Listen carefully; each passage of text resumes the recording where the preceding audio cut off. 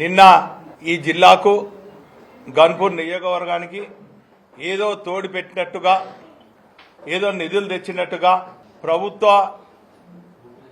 కార్యక్రమాల ద్వారా మహిళలను నిర్బంధంగా తీసుకొచ్చి సభ జరుపుకొని ఆ సభలో మేము ఉప ఎన్నికలకు రాలేదు, ఓట్ల కోసం రాలే అని చెప్పే ప్రసంగాన్ని చూస్తే అది ముమ్మాటికి వాళ్ళ మాటలలో కానీ వాళ్ళ చేతులలో కానీ వారి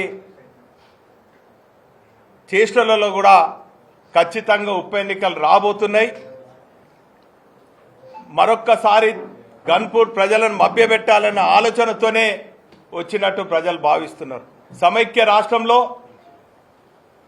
మేము తెలంగాణ ఉద్యమం తెలంగాణ రాష్ట్ర సాధన కోసం చేస్తున్న సమయంలో వరంగల్ జిల్లాకు ఆనాటి సమైక్య రాష్ట్ర ముఖ్యమంత్రి కీర్తిశేషులు వైఎస్ రాజశేఖర రెడ్డి గారు కానీ కిరణ్ కుమార్ రెడ్డి గారు వచ్చినటువంటి సందర్భాలలో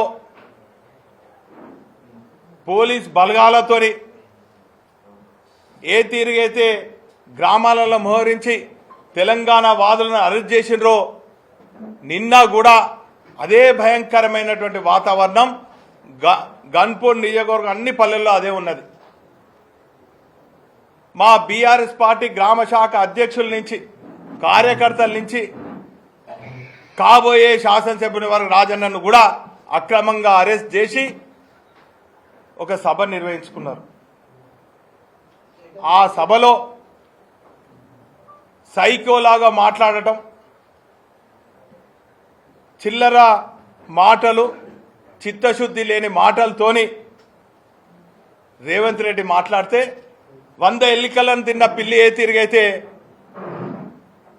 ఒక భయం భక్తులతోని నేను ఏం చేయనట్టు ఒక లెక్చరర్ ముందు స్టూడెంట్ లాగా పాపం నిజంగా ఆయనే కవలికలు చూస్తుంటే శ్రీహరి చాలా బాధేస్తున్నది. గతంలో ఆయన మాటలు విలువల గురించి మాట్లాడేది. చాలా సందర్భాలలో మీరు కూడా ఉన్నారు, ఇక్కడ ఉన్నటువంటి మా ప్రెస్ మిత్రులు అందరూ ఉన్నారు, మా అన్నలు ఉన్నారు. మీ ముందు కూడా చాలా సందర్భాలలో విలువల గురించి పెద్దలు శ్రీహరి గారు మాట్లాడిండ్రు. ఏమని మాట్లాడిండ్రు? పత్రికా విలేకరులకు విలువలు ఉండాలి, రాజకీయ నాయకులకు విలువ ఉండాలి. నేను ఈ చేయితోని ఎప్పుడు కూడా చేయి గుర్తుకు వేయలేదు అన్నాడు. నాయనా శ్రీహరి గారు, నీ విలువలు ఎటుపోయినాయి, నీ నీతి మాటలు ఎటుపోయినాయి, నీకు ఏ తీరుగా ఒక నీ ఆ కవలికలే చెప్తున్నాయి. ఖచ్చితంగా నీ ముఖంలో ఒక భయం ఏర్పడ్డది, నీ గుండెల్లో రైలు పరిగెత్తుతున్నాయి. ఏ క్షణాన ఉప ఎన్నికలు వస్తాయని ఆ భయంలో నువ్వు ఉన్నావు. నీ ముఖ కవలికలే చెప్తున్నాయి. ఖచ్చితంగా నీ ఆత్మ ఘోషిస్తున్నది, నువ్వు చేయరాని నేరం, చేయరాని తప్పు మరి ఈరోజు మరి బీఆర్ఎస్ పార్టీకి ద్రోహం చేసింది, అది నిన్ను వెంటాడుతుంది. ఏ క్షణాన ఉప ఎన్నికలు వచ్చినా ఖచ్చితంగా రాబోయేది గన్పూర్లో బీఆర్ఎస్ పార్టీ అభ్యర్థి కేసీఆర్ గారి ఆశీర్వదించి పంపించినటువంటి అభ్యర్థి భారీ మెజార్టీతో గెలవబోతున్నారు. పైపెచ్చి ఏమంటాడు, గన్పూర్లో అసలు అభివృద్ధి జరగలేదట. నాయనా నువ్వు సమైక్య రాష్ట్రంలో 10 ఏళ్ల పాటు మంత్రిగా ఉన్నావు, ఏం చేసినావు, ఏమని కొంపలు ముంచినావు? ఆ 10 ఏళ్ల కాలంలో నీకు ఎదురు తిరిగిన వాళ్ళందరినీ కూడా ఎన్కౌంటర్ చేయించిన తప్ప నువ్వు చేసిన ప్రగతి ఏంది? నీకు పదవి వచ్చింది, మంత్రి పదవి వచ్చింది. ఆ 10 ఏళ్ల కాలం పోని సమైక్య రాష్ట్రంలో తెలంగాణ ప్రాంతానికి అన్యాయం జరిగిందో, నిధులు ఇయ్యలేదో, నువ్వు నిస్సహాయ ఉన్నావో ఏదో పోని, నీకు మొత్తం స్వేచ్ఛ ఇచ్చి నిన్ను మూలకు కూర్చున్నటువంటి ఇంట్ల నుంచి తీసుకొచ్చి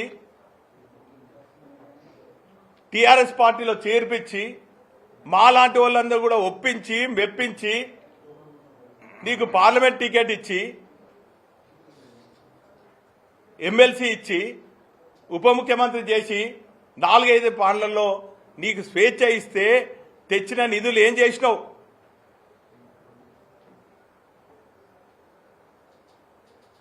కాబట్టి ఇప్పటికైనా కూడా ఆత్మవిమర్శ చేసుకొని నువ్వు చేరినటువంటి పార్టీలో నీకు నమ్మకం ఉంటే తక్షణమే రాజీనామా చేసి అదే పార్టీ మీద నువ్వు గెలు. లేదంటావు ఖచ్చితంగా రాబోయే రోజులలో న్యాయం గెలుస్తుంది, ఉప ఎన్నికలు వస్తాయి. ఖచ్చితంగా మా బీఆర్ఎస్ పార్టీ అభ్యర్థి భారీ మెజార్టీతోని గెలవబోతున్నటువంటి విషయాన్ని ఈ సందర్భంగా తెలియజేసుకుంటూ ప్రజలందరూ కూడా అవకాశం చూస్తున్నారు. నీ అహంకారానికి జవాబు చెప్పాలని చూస్తున్నారు. నీ అవినీతి పాలనకు ఓటు ద్వారా జవాబు చెప్పాలని చూస్తున్నారు. ఏదేమైనప్పటికీ కూడా నువ్వు కానీ నీ ముఖ్యమంత్రి రేవంత్ రెడ్డి గారు కానీ ఇప్పటికైనా కూడా ఈ చిల్లర మాటలు చిల్లర చేష్టలు మాని అభివృద్ధి పైన దృష్టి పెట్టండి. ఈ జిల్లాకి ఏం చేసిందని చెప్పండి. విభజన చట్టంలో ఉన్నటువంటి హామీలు నెరవేర్చే విధంగా చేయండి. బయ్యారంలో ఉక్కు ఫ్యాక్టరీ తేండి. లేదు దేశంలో గొప్పగా నిర్మాణం చేసి నిధులు లేక ఆగిపోయినటువంటి 24 అంతస్తుల ఆసుపత్రికి నిధులు తీసుకురండి. కాజ్మేట్ మేము ఉద్యమం చేసి ఢిల్లీ పోయి జీఎం కార్యాలయం ముందు నిరాహార దీక్షలు చేసి కేంద్ర ప్రభుత్వం పైన ఒత్తిడి తీసుకొచ్చి అప్పుడున్నటువంటి ముఖ్యమంత్రి కేసీఆర్ గారు రైల్వే శాఖ మంత్రిని పలు దఫాలలో కలిసి ఇక్కడ ఉన్నటువంటి వనరుల గురించి చెప్పి మా పోరాటం ద్వారా వ్యాగన్ మ్యానుఫ్యాక్చరింగ్ యూనిట్ వచ్చి అది సరిపోదు అని చెప్తే ఇంటిగ్రేటెడ్ కోచ్ ఫ్యాక్టరీ తీసుకొస్తే అది ఎప్పుడో మోడీ గారు వచ్చి ఇక్కడ ప్రారంభిస్తే దానికి మేం చేసిన గొప్పతనం. మీకు ఇటువంటి చెయ్యని పనులకు గొప్పలు చెప్పుకునేటువంటి మాటలు ఎందుకు వస్తున్నాయి ప్రజలకు అర్థమైతలేదు. మీరు ప్రజలను మభ్యపెట్టే విధంగా ఎన్ని కార్యక్రమాలు చేసినా ప్రజల అటెన్షన్ డైవర్ట్ చేయాలని ఎన్ని ప్రయత్నం చేసినా కూడా ప్రజలు మీకు సరైన సమయంలో సరైన రీతిలో జవాబు చెప్పడానికి సిద్ధంగా ఉన్నారు. కాచుకోండి బిడ్డలారని ఈ సందర్భంగా హెచ్చరిస్తూ